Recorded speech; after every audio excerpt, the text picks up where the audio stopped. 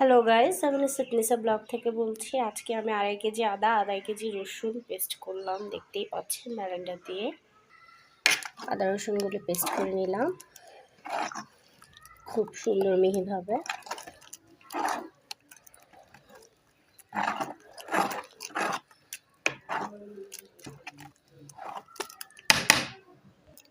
আজকে আমি আমার ফ্রিজটা ক্লিন করে নিব, তার সাথে এখন একে একে সব কিছু পরিষ্কার করে নিচ্ছি।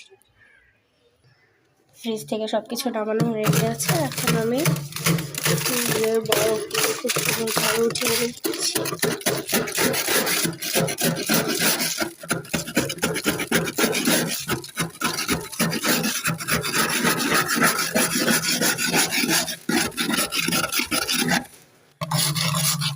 দেখতেই পাচ্ছেন কত বরফ হয়েছে ফ্রিজের মধ্যে।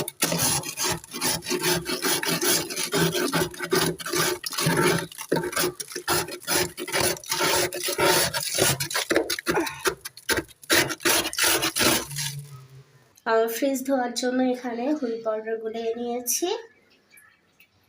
বরফটাও পরিষ্কার হয়ে গিয়েছে। এখন পাউডার গলানো পানি দিয়ে আলতোভাবে পুরো ফ্রিজটাকে মুছে নিই।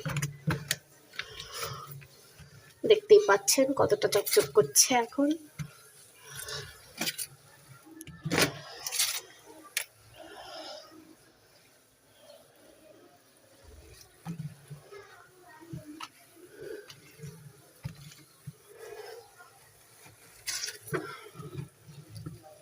এখন একটা পরিষ্কার কাপড় দিয়ে এটাকে মুছে নিতে হবে। এখন নিচের কম্পার্টমেন্টটা মুছে নেব সুন্দর করে।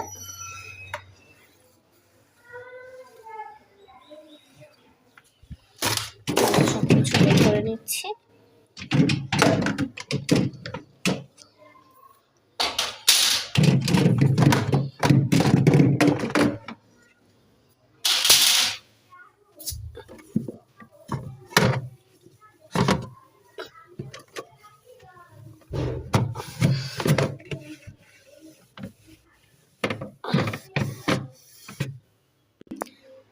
আমার ফ্রিজ ধোয়া হয়ে গিয়েছে।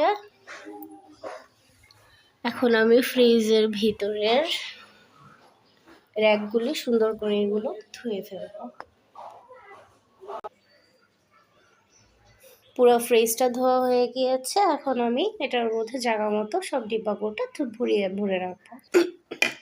আমার 2.5 কেজি আদা, 2.5 কেজি রসুন খুব সুন্দর করে মেশানো হয়ে গিয়েছে। এখন আমি এগুলো ডিব্বার মধ্যে ভরে রাখবো। আদা রসুনগুলো খুব সুন্দর করে প্রত্যেকটা বাটির মধ্যে ভরে রাখা হয়েছে।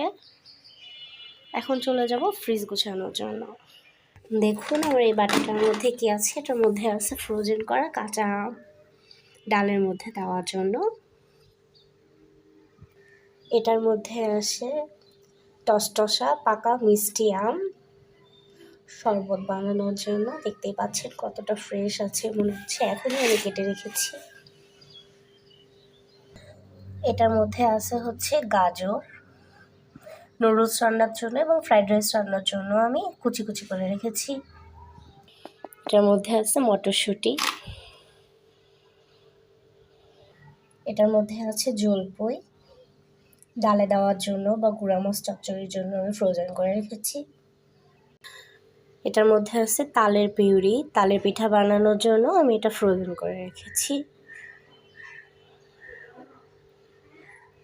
এটা হচ্ছে ঝরঝরা কোরানো নারকেল। এটা নারকেল দিয়ে মালাই চিংড়ি এবং এটা দিয়ে পিঠা বানানোর জন্য এটাকে আমি ঝুরি করে রেখেছি। দেখতেই পাচ্ছেন কতটা ঝরঝরা এখনো আছে। এটার মধ্যে আছে ম্যাঙ্গো আইসক্রিম। দেখতেই পাচ্ছেন আইসক্রিমটা গলে গিয়েছে। তার সাথে আমার ফ্রিজও গুছানো হয়ে গিয়েছে। ফ্রিজ চালু করে দিয়েছি।